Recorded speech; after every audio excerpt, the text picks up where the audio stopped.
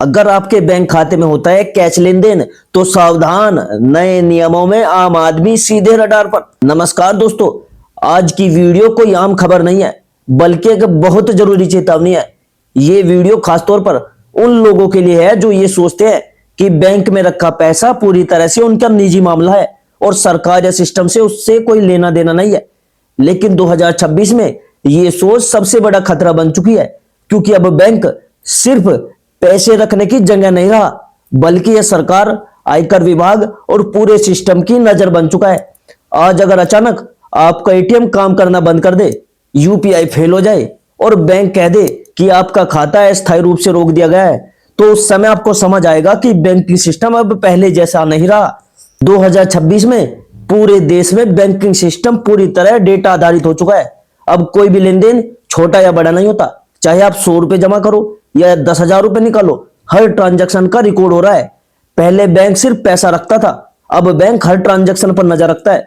सबसे खतरनाक बात यह है, अब आपको पहले चेतावनी नहीं मिलती, ना फोन आता है ना मैसेज आता है। नियम चुपचाप काम करते हैं और जब तक आपको पता चलता है तब तक नोटिस आपके घर तक पहुंच चुका होता है।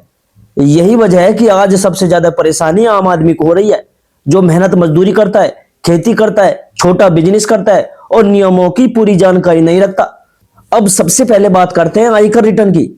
आज भी बहुत लोग सोचते हैं कि हमारी आमदनी इतनी नहीं है कि टैक्स देना पड़े, इसलिए रिटर्न भरने की जरूरत नहीं। लेकिन दोस्तों, अब आयकर रिटर्न सिर्फ टैक्स देने का कागज नहीं रहा, अब यह आपकी आर्थिक पहचान बन चुका है। 2026 के नियमों के मुताबिक अगर आपका आयकर रिटर्न फाइल नहीं करते और आप सभी सेविंग अकाउंट मिलाकर एक साल में कैश जमा या कैश निकासी 1 लाख से ज्यादा हो जाती है, तो बैंक खुद ब खुद ये जानकारी आयकर विभाग को भेज देता है। इसमें ना तो बैंक आपसे पूछता है और ना ही आपको कोई अलर्ट देता है। इसके बाद आयकर विभाग आपके बैंक ट्रांजैक्शन को देखेगा और आपकी आमदनी से मिलान करेगा।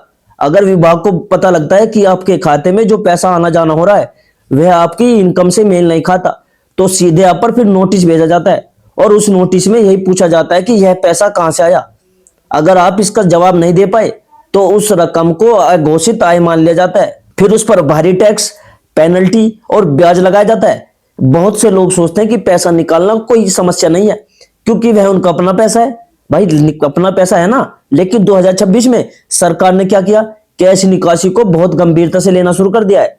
अगर कोई व्यक्ति बार बार बैंक से नकद निकालता है, पूरे साल में बड़ी रकम निकाल लेता है, तो सिस्टम उसे हाई रिस्क मान लेता है।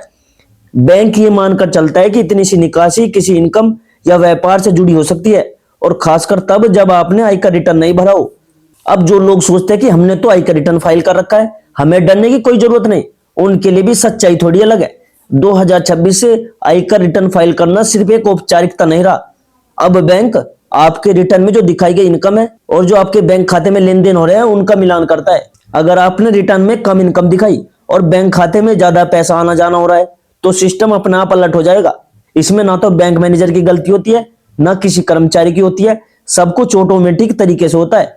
अब एक और बड़ा बदलाव समझिए, 2026 से कैश निकासी पर टीडीएस भी लगाया जा सकता है। अगर कोई व्यक्ति एक वित्तीय वर्ष में अपने खाते से बड़ी रकम नगद में निकालता है तो बैंक उससे खुद टैक्स काटता है।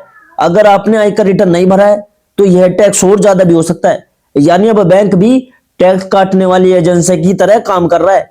बहुत से लोगों को तब जाकर पता चलता है कि कोई नियम था जब बैंक उनके पैसे काट लेता है।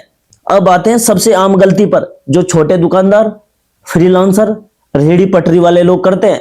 बहुत से लोग अपने पूरे व्यापार का लेन देन सेविंग अकाउंट से ही करते हैं। उन्हें लगता है कि करंट अकाउंट खुलवाना झंझट का काम है, कौन इसमें पड़े। लेकिन 2026 से ये गलती बहुत भारी पड़ सकती है। सरकार ने साफ कर दिया है कि सेविंग अकाउंट निजी उपयोग के लिए होता है। अगर उसी खाते में आप रोजाना ग्राहकों के पैसे आने लगे, खासकर यूपीआई के जरिए, तो सिस्टम उसे बिजनेस गतिविधि मान लेता है। यूपीआई ने लेन देन को तो आसान बना दिया, लेकिन इसके साथ निगरानी भी कई गुना बढ़ा दी है। सिस्टम अब रकम नहीं देखता बल्कि पैटर्न देखता है। अगर रोजाना एक जैसा ट्रांजैक्शन पैटर्न दिखता है तो उसकी रिपोर्ट बनती है। इसके बाद इनकम टैक्स और जीएसटी विभाग दोनों की नजर उस खाते पर पड़ सकती है। कई मामलों में पहले नोटिस आता है, कई मामलों में सीधे खाता फ्रीज कर दिया जाता है। तब जाकर लोगों की समझ में आता है कि सेविंग अकाउंट से बिजनेस करना कितनी बड़ी गलती थी। अब बात करते हैं एफडी की। बहुत से लोग सोचते हैं कि एफडी में पैसे डालने पर कोई सवाल नहीं होता, लेकिन अब एफडी का स्रोत बहुत मायने रखता है। अगर आपने कैश जमा करके एफडी बनवाई और वह रकम आपकी घोषित आय से मेल नहीं खाती तो उस पर भी सवाल उठ सकता है। यह नियम प्रॉपर्टी खरीदने, गाड़ी लेने, सोना खरीदने और रिश्तेदारों के बीच बड़े कैश लेन देन पर भी लागू होता है। सरकार चाहती है कि जो हर बड़ा लेन देन है वो बैंकिंग चैनल के जरिए हो। बहुत से लोग ये भी सोचते हैं अगर एक से ज्यादा सेविंग अकाउंट खोल लिए जाए तो लिमिट पार नहीं होगी, लेकिन अब पैन कार्ड और आधार कार्ड के जरिए सभी खाते आपस में जुड़े हुए हैं। सिस्टम ये भी देखता है कि एक व्यक्ति के सभी खाते को मिलाकर कुल कितना लेन देन हो रहा है। इसलिए खाते को बांटना अब सुरक्षा नहीं बल्कि खतरा बन सकता है। अब बाकी और बहुत जरूरी बात, जब बैंक मैनेजर आपसे सवाल पूछता है तो उसे दुश्मन मत समझिए, वह खुद दबाव में होता है। अगर उसने संदिग्ध लेन देन को नजरअंदाज किया तो उस पर भी कार्रवाई हो सकती है। इसलिए सही जानकारी देना, दस्तावेज संभाल कर रखना और समय पर जवाब देना बहुत जरूरी है। दोस्तों अब वीडियो के एंड में कुछ खास बोनस टिप्स भी जान लीजिए जो बहुत कम लोग जानते हैं, लेकिन नए बैंकिंग सिस्टम में ये बातें आपके खाते को बड़े परेशानी से बचा सकती है। और दोस्तों जो ये बोनस टिप्स है मैंने बड़े रिसर्च करके निकाले हैं, तो इस वीडियो को तो इन बोनस टिप्स के लिए लाइक जरूर कर देना। देखो दोस्तों, सबसे पहली और सबसे जरूरी बात यह है, अब सिर्फ आयकर रिटर्न या मौखिक सफाई काफी नहीं होती। आज के समय में आपकी बैंक स्टेटमेंट ही आपका सबसे बड़ा सबूत बन चुकी है। इसलिए कोशिश करें कि आपके खाते में आने वाली हर बड़ी रकम के पीछे कोई ना कोई कारण और रिकॉर्ड जरूर हो, चाहे वो आपकी सैलरी हो, खेती की इनकम हो, प्रॉपर्टी बेचने से मिला पैसा हो या किसी रिश्तेदार से लिया गया लोन हो, उसका रिकॉर्ड रखिए। दूसरी अहम बात यह है, अगर आपने अचानक बड़ी कैश रकम में निकाली, दूसरी अहम बात यह है, अगर आपको अचानक बड़ी रकम कैश में मिलती है तो उसे एक ही दिन में बैंक में जमा करने से बचो। सिस्टम ऐसे मामलों को बहुत जल्दी संदिग्ध मान लेता है। बेहतर यही है कि नियमों के अंदर रहते हुए रकम को 2 या 3 हिस्सों में अलग अलग तारीखों में जमा किया जाए, ताकि सिस्टम को यह ना लगे कि आप कोई असामान्य गतिविधि कर रहे हैं। यह सावधानी बहुत से लोगों को बिना वजह नोटिस से बचा सकती है। एक और जरूरी बात यह है, अगर आपके सेविंग अकाउंट में सैलरी भी आती है, उसी खाते से यूपीआई पेमेंट भी हो रहा है और ऊपर से कैश जमा और निकासी भी ज्यादा हो रही है, तो यह खाता सिस्टम की नजर में बहुत जल्दी आ जाता है। ऐसे खाते को सिस्टम मिक्स इनकम अकाउंट मान लेता है और यही खाते सबसे पहले जांच के दायरे में आते हैं।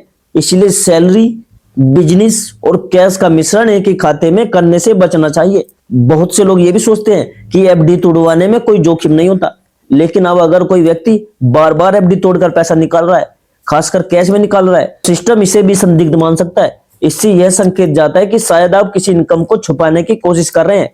इसलिए एफडी से जुड़े फैसले सोच समझ कर लेने चाहिए। दोस्तों सरकार की जो ये बदलाव है आम आदमी को डराने के लिए नहीं कर रही है, बल्कि सिस्टम को साफ और पारदर्शी बनाने के लिए कर रही है। लेकिन जो लोग नियमों से अनजान है या उन्हें हल्के में लेते हैं वही सबसे पहले फंसते हैं। इसलिए जानकारी ही आपकी सबसे बड़ी सुरक्षा है। अगर आपने समय रहते यह नियम समझ लिए तो आपने अपने पैसे, अपने खाते और अपने भविष्य को बड़ी परेशानी से बचा लिया। अगर दोस्तों इस वीडियो में आपको कुछ वैल्यू मिली हो तो इसे लाइक जरूर करिएगा और ज्यादा से ज्यादा लोगों तक शेयर जरूर करो, क्योंकि दोस्तों वीडियो बनाने में बहुत मेहनत लगती है, बहुत रिसर्च लगती है। इसलिए प्लीज चैनल को सब्सक्राइब जरूर करो ताकि कोई भी जानकारी की कमी की वजह से आप कोई नुकसान ना उठा पाओ। और अगर आप इस चैनल को सब्सक्राइब कर लोगे तो आपको जो मैं वीडियो रोज डालता हूँ पैसे से रिलेटेड या बैंकिंग न्यूज से रिलेटेड, पैसे से रिलेटेड, उसकी सूचना आपको सबसे पहले मिलती है। आप सबसे पहले वीडियो देख सकते हो। तो दोस्तों मैं मिलता हूं आपसे अगली वीडियो में एक नई जानकारी, एक नए अपडेट के साथ। तब तक के लिए सावधान रहिए, सतर्क रहिए। जय हिंद, जय भारत।